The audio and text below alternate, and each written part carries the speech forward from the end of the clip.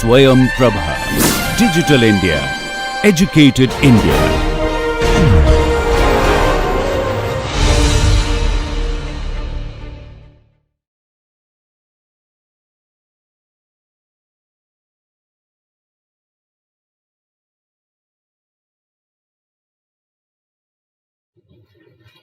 So we already saw one-time math without any need for hash functions, right? And that was a very efficient. So the Bloomberg one-time math doesn't require any computational hardness assumption. We have this very trivial construction with the MAC key being very long, much longer than the message, right? So we have many blocks in the message in the key as or 2 times as many blocks in the key as there are bits in the message. But that was not very efficient. But here's a much better way of doing it, using a combinatorial hash function or two-universal hash function. The two-universal hash function is one-time math. Okay? All you need to do, the hash key will be just by picking a hash function from the family, and the MAC, computing the MAC is just applying the hash in the message. Why does that work? Well, the key is that it's a one-time MAC and that we have pairwise inputs. What that means is the adversary only gets to see. You have some key, the adversary is not saying it. The adversary gets to see the key is a hash function. You have some hash function, the adversary is not saying it. They get to see, they get to query it with some message. So they get to see HFM for some M of their choice.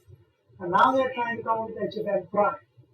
But pairwise independence says HFM prime is uniformly distributed no matter what HFM is. It's distributed independently of HFM.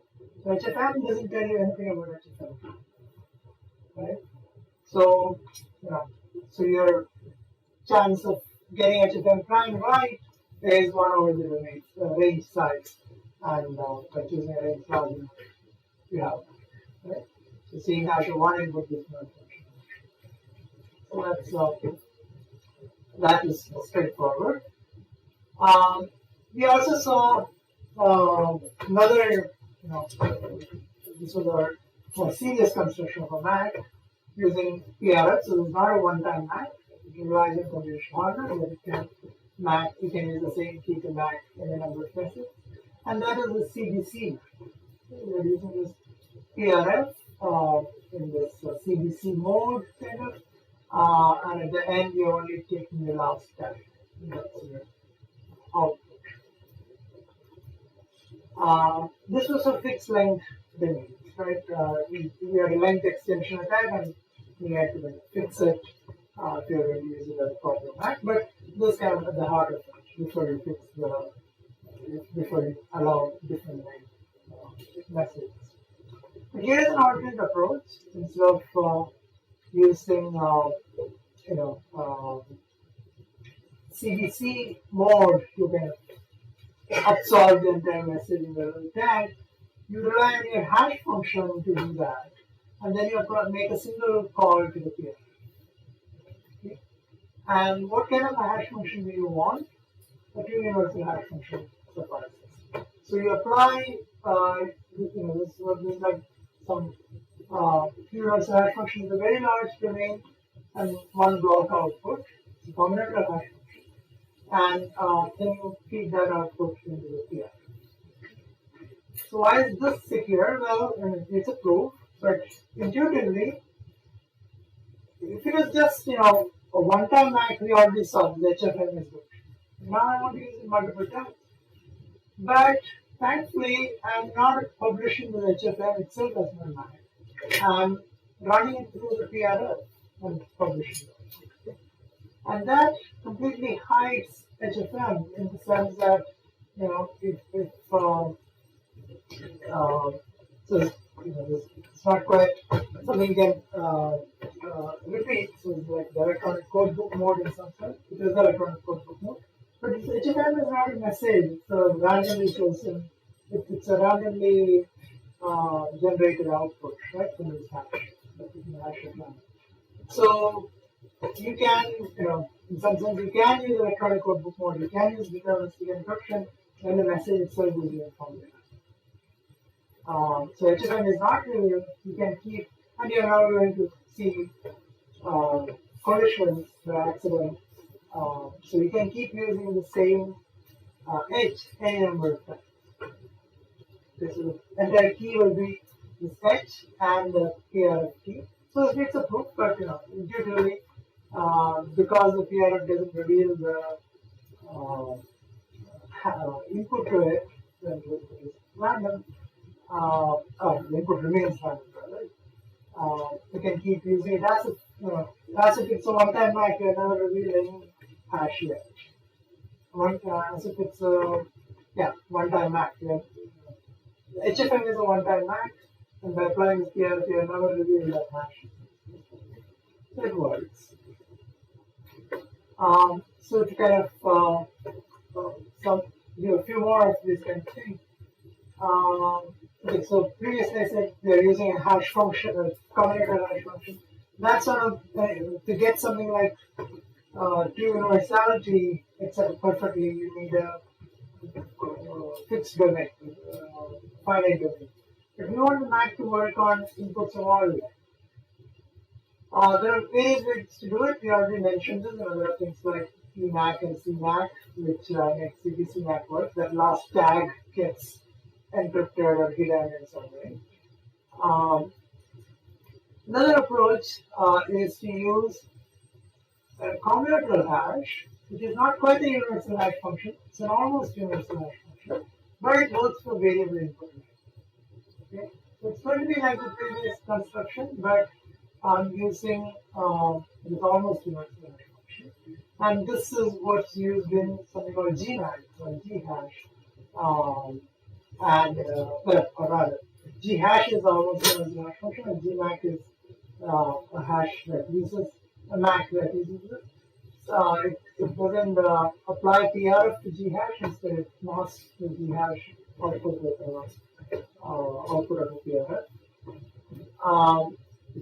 So this is a popular mode called GCM, variable counter mode, which I mentioned yesterday, for authenticated encryption. And inside that, essentially, one last way of using CLHF in MACs is to start with a MAC. So here I needed a PRF in both these examples. Now I'm using a PRF and some combinatorial hash function. Now there is some philosophical objection to having to use a block cipher for hashing, for macking. For macking, you may not need the full-fledged pseudo-randomness, right? This hiding kind of property. There are also some historical reasons, like in the US, there were laws that prohibited export of software which had block ciphers in the 90s. So having Macs which didn't have to use block ciphers was seen as a better thing to do.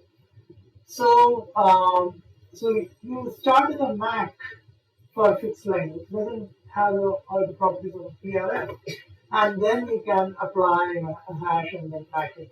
So this idea is used in a standard called HMAC, which I know you might already seen in yesterday's lab. You might see it later today, and that's based on this approach. Right? But that MAC, this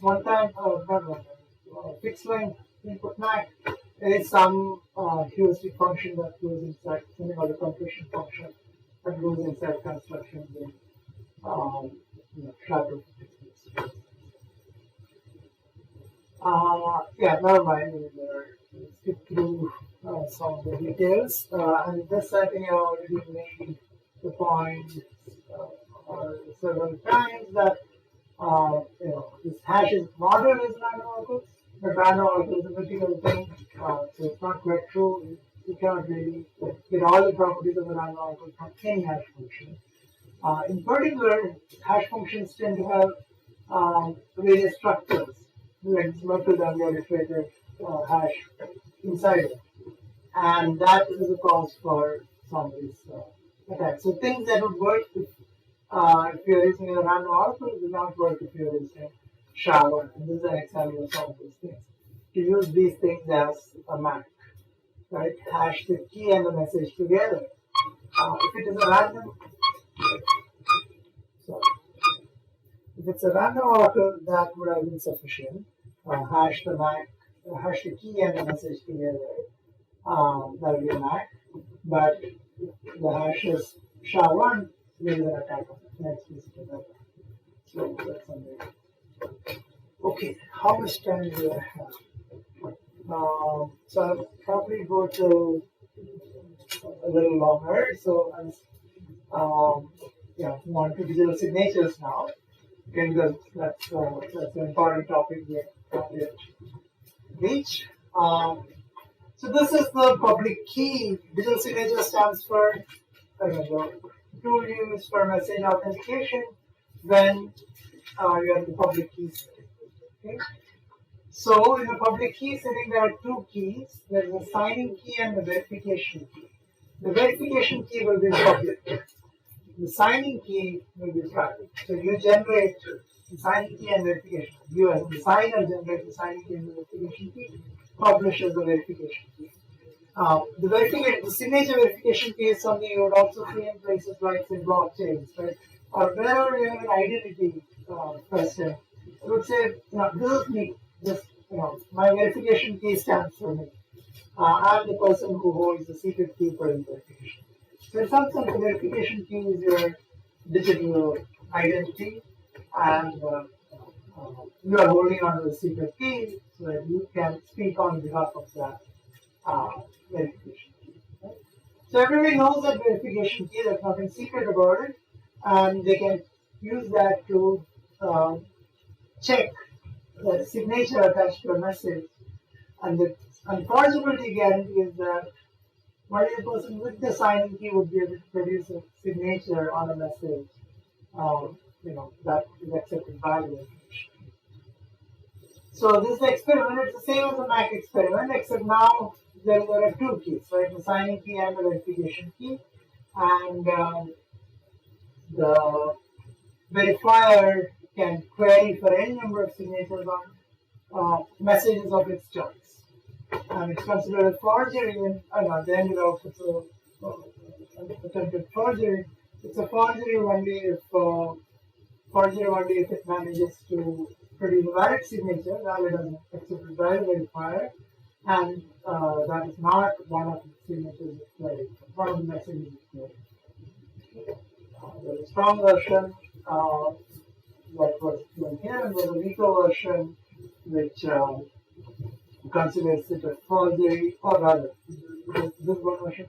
There's a version which considers it a forgery if the message is the same, but the signature is different. That's strong. But we don't need to worry about it right now. So the strong version is one here, and the weaker version is it's considered a forgery as far as the message is.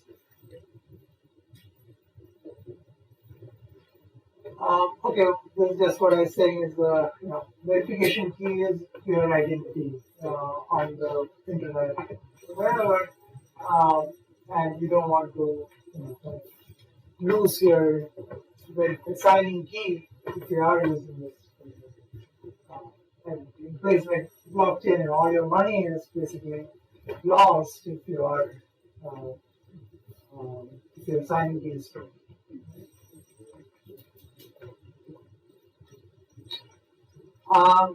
How do you get a digital signature? So, what's magical that you do this signing key verification?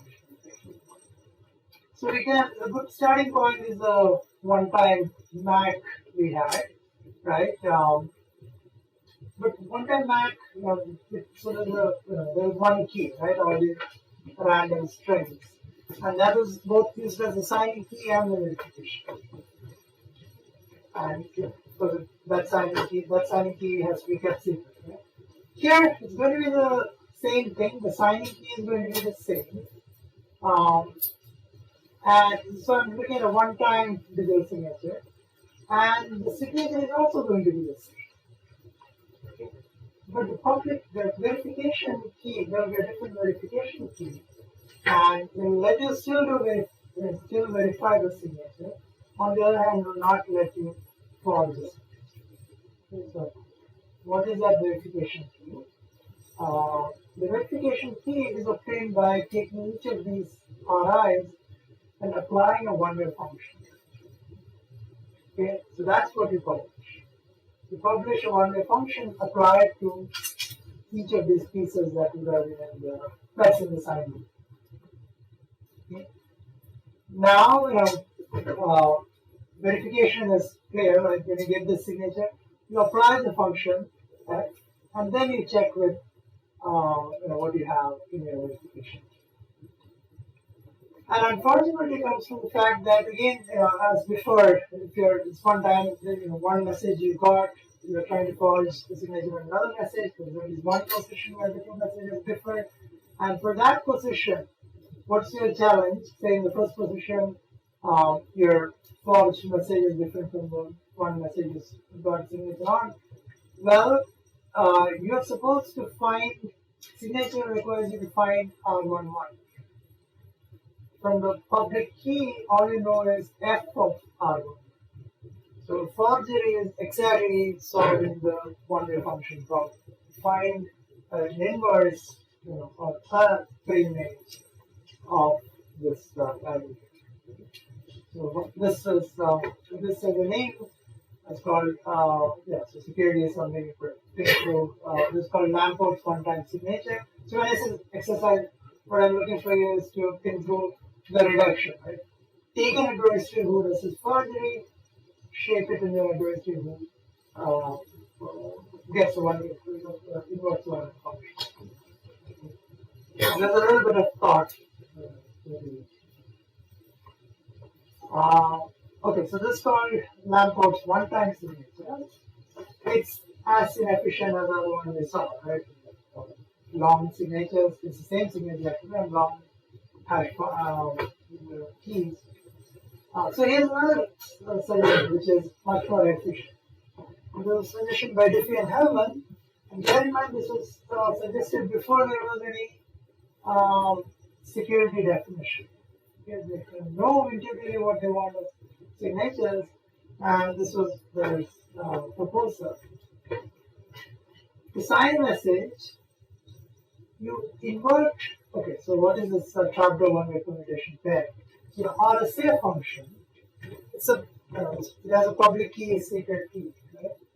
And it's actually not an encryption algorithm. So I mentioned in the beginning, the Adam came up with this public key encryption scheme. Actually, what they came up with was not a public key encryption scheme.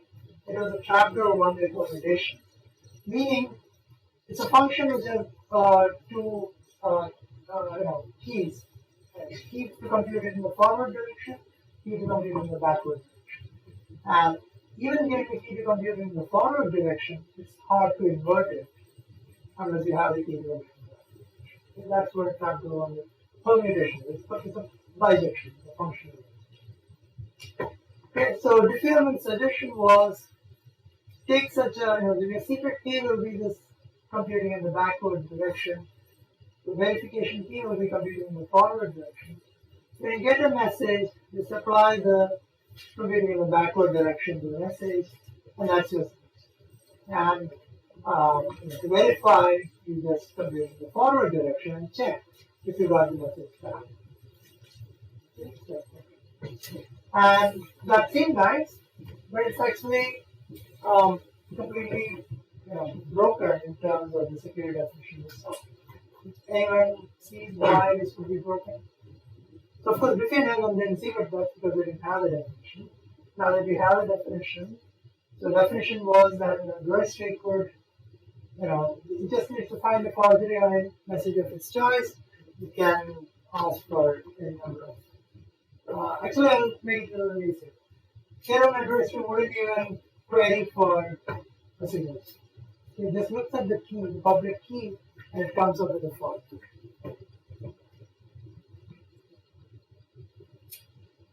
On some message.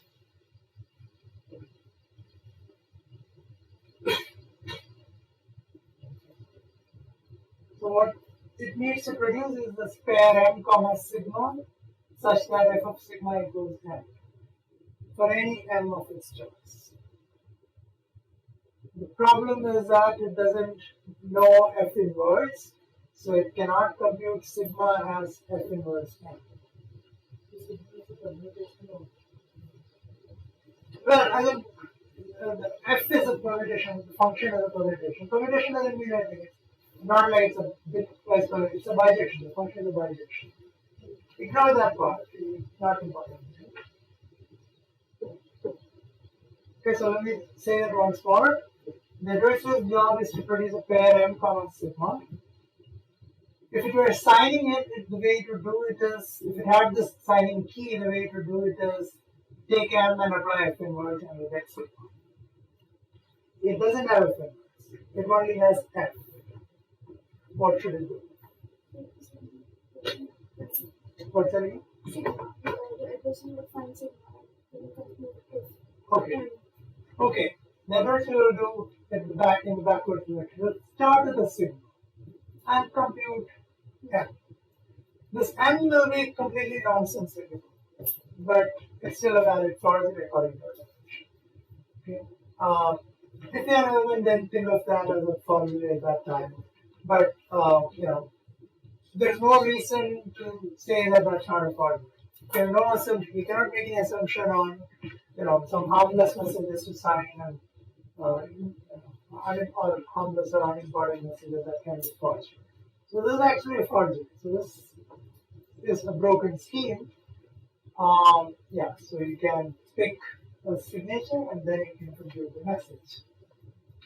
And it's called existential forgery in the sense of there exists some message you can forge on. May not be a meaningful message, but still a forgery. But it can be actually fixed. And the fix is to use a random oracle or this heuristic version of a hash. So now the signature is F inverse applied not to M itself, but the hash of it. Okay? Now we cannot just, if you start with the sigma, you'll only get hash and apply F, you'll only get hash of it. And now you need to do, invert the hash to find an F. And that's going to be integrated hard, right? And it's a random oracle, we can actually prove that this is a secure construction. And it's very good in the sense that you don't have to worry about things like domain extension. Even if F has a fixed domain, right, the message can be arbitrarily long because hash will take care of it. And the signature scheme called RSA-PSS is based on this, where the fractal permutation is RSA. Now it's a function which we didn't know. Let me, if I have time, show you one more digital signature scheme based on discrete log. Okay. Actually, I'll show it. It won't make a lot of sense right now, so maybe I'll actually only flash it. And we'll come back to this maybe tomorrow if we have time, where it will make a little more sense. But let me just show you what the form of this thing looks like. So the signing key and verification key, the public key and the private key and the public key, it has the same form as what was in alcohol. So the secret key will be an exponent, and the public key will be g to the power that exponent. For some generator G, you need to pick it so that the discrete value assumption is going to hold. The signature is kind of a little unintuitive right now, but basically it's trying to prove that you know the secret key in a way that the proof is tied with the message.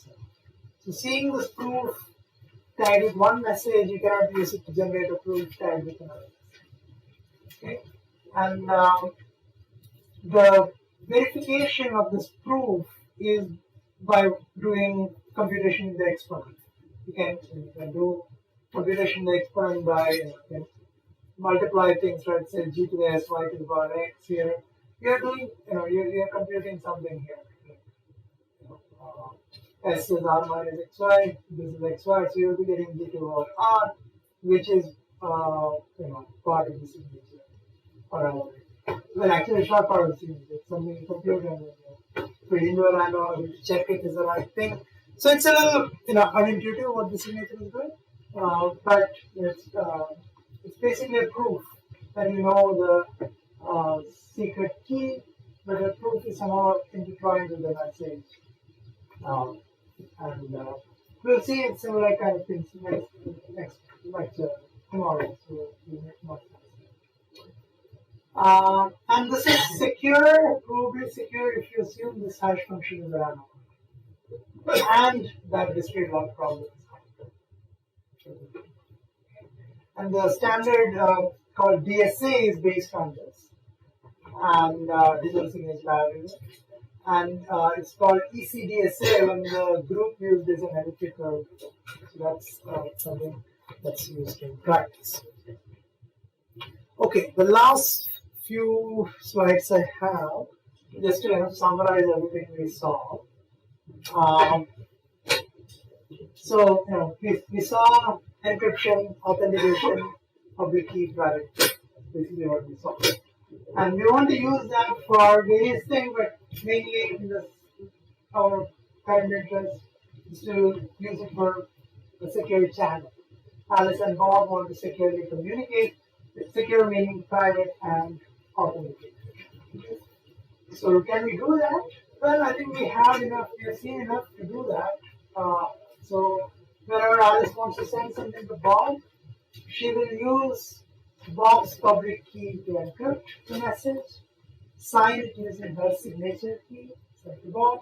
Bob will first verify using Alice's verification key that is coming from Alice, and then decrypt it using his decryption key, decrypt the certificate.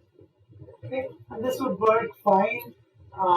You need to use CCA secure encryption because if the attack we had earlier in the previous lecture with Eve, traversing the ciphertext, that's still a problem. The signature doesn't solve it because it's not that Bob thought the message is coming from Alice. Bob knew the message is coming from Eve. It's just that the message was created using some ciphertext from Alice. So it will be a problem still, so we will need to use CCA secure encryption. There are several limitations to this solution though, both security and efficiency.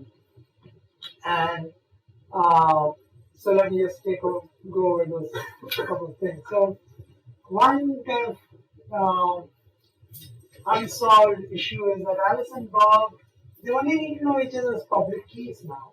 There are n parties are only n public keys. There are not pairwise secret keys anymore. But still, there should be some place where we can go and get the public key.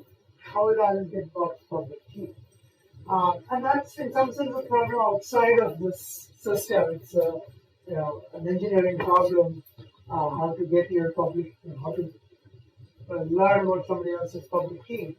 So that's one issue. And another is, there's room for efficiency improvement in this. So let's see how they are addressed. So I'll kind of start with the efficiency thing. So what's used in real practice is not, every time you want to send a message, you don't use somebody's public key. Instead, you set up a session with them, and then so you connect with them using, say you're downloading something from Google, you go there using HTTPS. There's a protocol underlying that which has a public key part, private key part, and so let me just go over that. So there's a key exchange part, which is a public key. It's like using the hybrid encryption that we talked about, the key encapsulation mechanism, right? Similar to that. Here we are using public key encryption to agree on a symmetry. Okay, so that's a handshake protocol. And then once you have established private symmetric keys, you use that to do symmetric key encryption and authentication. Encryption. And that's the second part of the protocol. Now, there are different flavors of this depending on what kind of authentication you're interested in. If these are communication between two servers, right? I don't know, some two routers on the internet. They know each other's public keys, and they both want to authenticate that they're talking to the other person, and they will do that. They would already have to be set up with the public keys of the other party. Not the most common situation that you or I would encounter. What we encounter often is a client-server communication where we are kind of a client trying to talk to some, Google or Facebook or Amazon or whatever, and the server has public keys. And we actually don't necessarily know their public key directly. You have your Firefox or Chrome or whatever. It doesn't have Amazon's public key built into it, right? But let me see. Yeah, so somehow the client will still need to know that it is the actual server. What is Amazon's public key? And that's done through something called a certification or certifying authority. So that's what the certified part talks about. I'll just mention it in the next slide. So in some sense, the client will know that it's talking to the right server. The server has no idea. Amazon or whoever. They just know that this connection is coming from some computer. They are not trying to verify that this computer is some particular entity. Then, of course, at the higher layers, they might ask you to log in and other authentication at the application level. But at the level of this establishing in the secure channel, the server is willing to talk to all. And then finally, you have client-to-client communication. I mean, you don't see this a lot, except maybe when you use your WhatsApp or Signal or something. Then you have an encrypted channel with this other client, or if you're using encrypted email, you already have the receiver's public key with you, encrypted and send it to them. And only if it gets to them, you will take it. So in this case, you need to get the receiver's public key. The server's public key, right? The client needs to, this client. So in the case of email, you need to both parties, right? The receiver needs to know the signature verification key of the sender needs to know the encryption key of the receiver, and it will be done some ad hoc, right? So it will be application specific. So things like WhatsApp, you rely on the WhatsApp server to get your WhatsApp client there to do that, vice versa. Or if it's something like email, sometimes people just exchange, USBs, here's my key, here's your key, and then they go from that. So it will be something I don't do that. But going back to that case of how do you know that you're talking to server, IITB, Amazon? You don't. You rely on certificate authorities whose public keys will be built into your operating system or browser. And okay, actually that's not what I have on the slide. So one way of doing it, which is what you will do when you do an SSH connection often.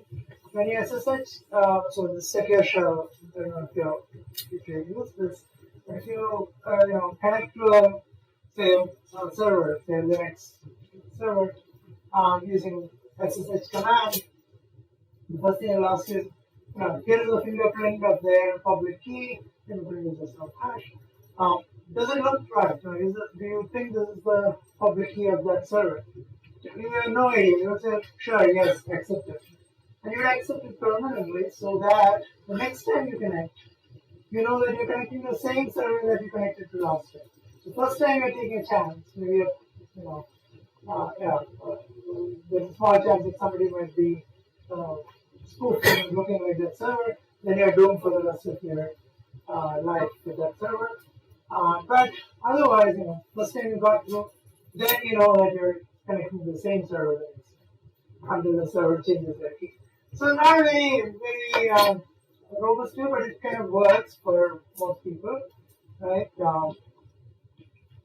But the better idea is to have this certificate or chain of trust. So built into your operating system or your browser would be a bunch of certifying authorities public keys. Okay, so these are companies like this, Symantec, GoDaddy, or so these are Google Trust Services. These are certifying authorities that are different. There are also some certifying authorities in India, but they're not necessarily recognized by our software vendors. But the software vendors will put in already the public keys of these trusted certifying authorities in your system, and when you connect to some other server, like say Amazon or IITB, IITB will show you a certificate saying certificate as in it's a message signed by one of the certifying authorities. What's in the message will be the public key, verification key of IITB. Okay. You look at that, you say, okay, now I know that this is the verification here, the public key of IITB.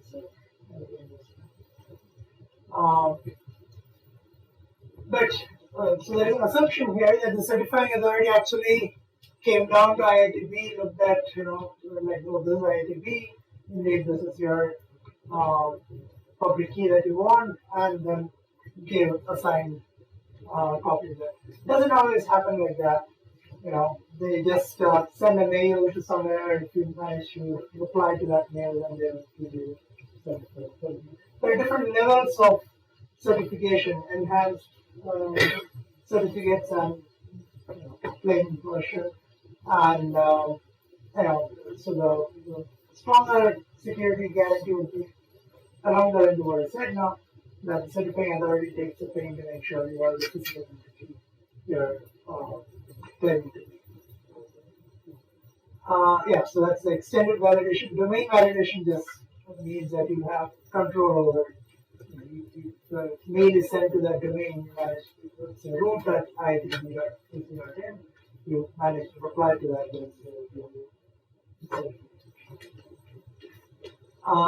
Okay, now going back to the putting it together. So this is the kind of thing that happens when you connect using HTTPS.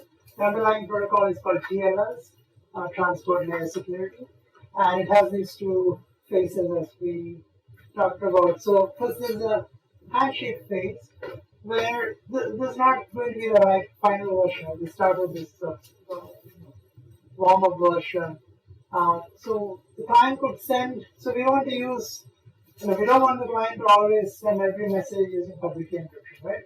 So we'll just use public key encryption to send fresh symmetric keys. You pick some fresh keys for the symmetric key encryption authentication or authentication encryption, and sends it using PKE.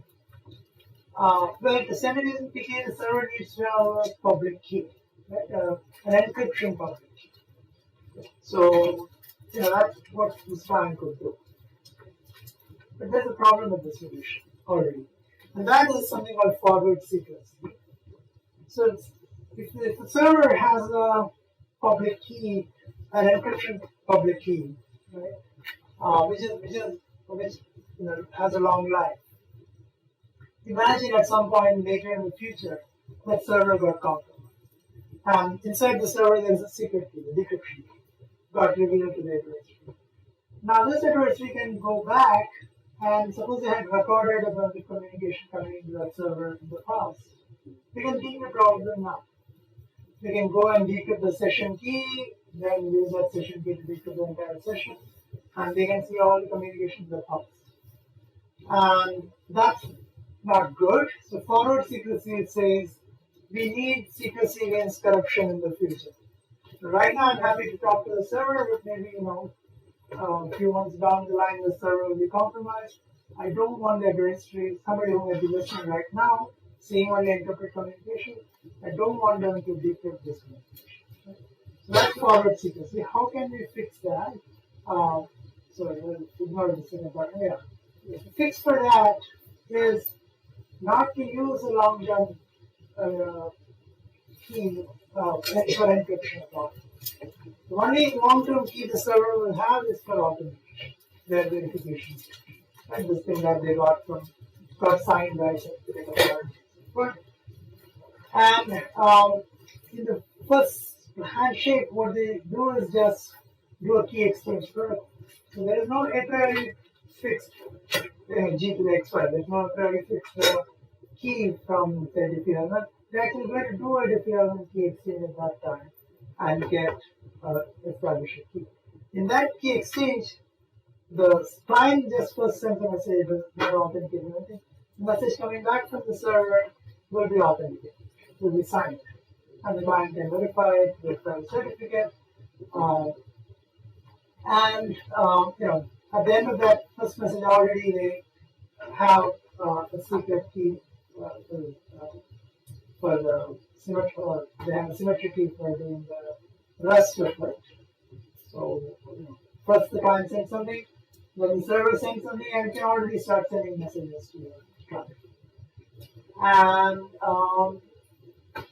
the session keys are used for encrypt and MAC or better still authentication. Better and simpler. TLS 1.3 is the current standard for TLS. Used to be SSL.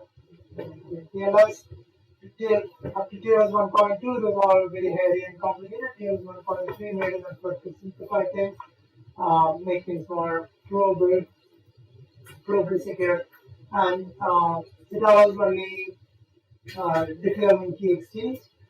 And after that, the key is a group element, right?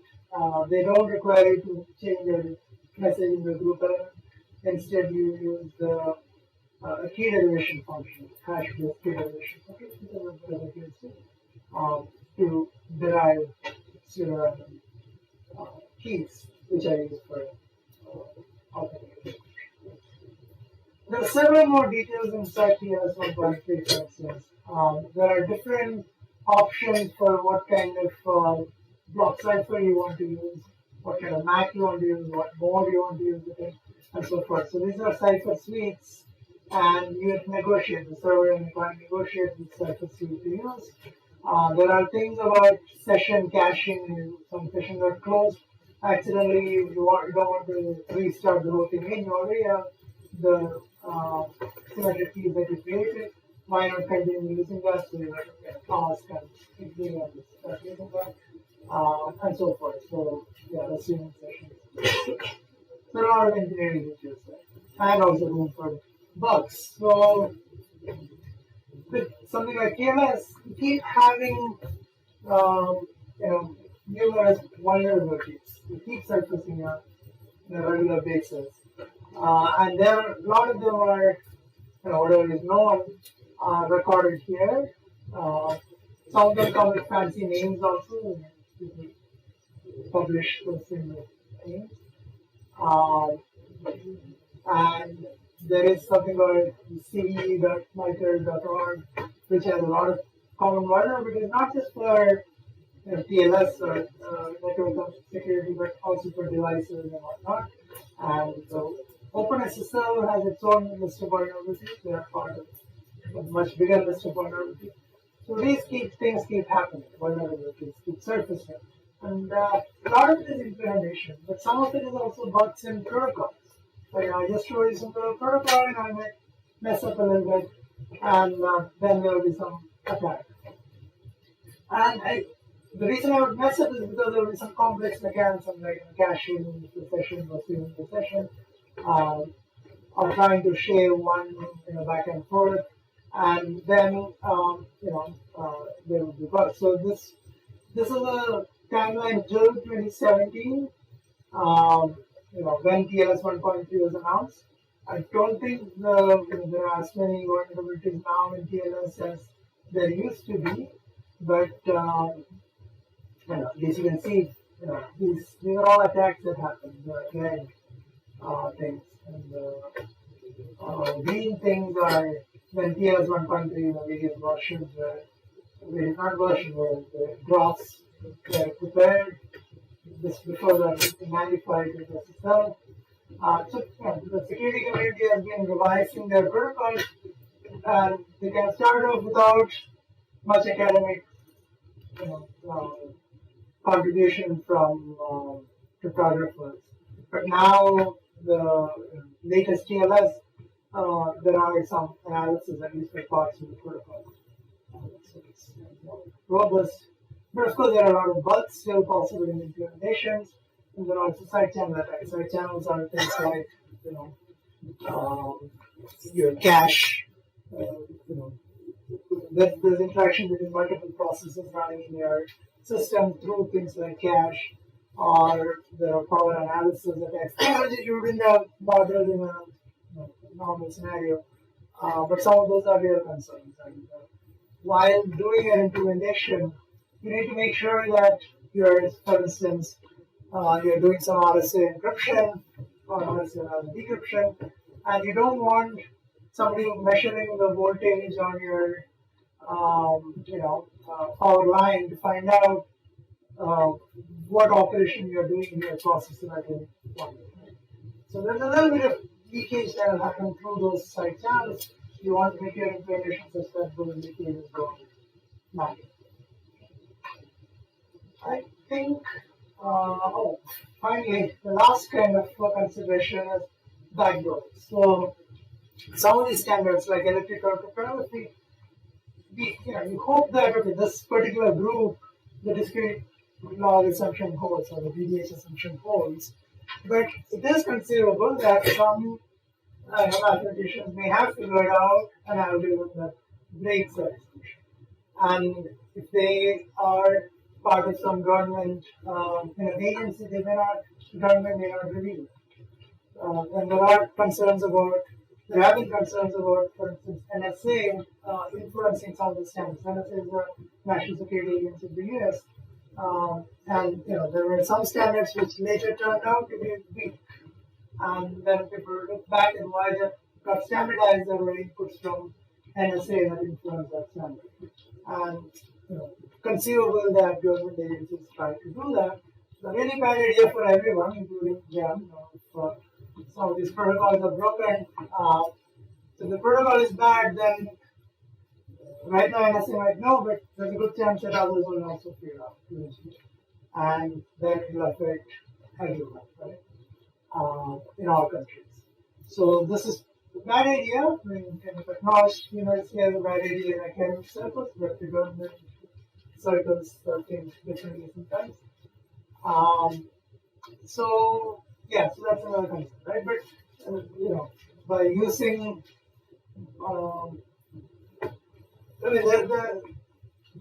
there are kind of reasons to believe some things are more reliable than others, based on where they came from, based on how long they have been analyzed, and so forth. Or you could even use multiple things. You could combine multiple things. Not part of TLS standard, but you could do something on top of it.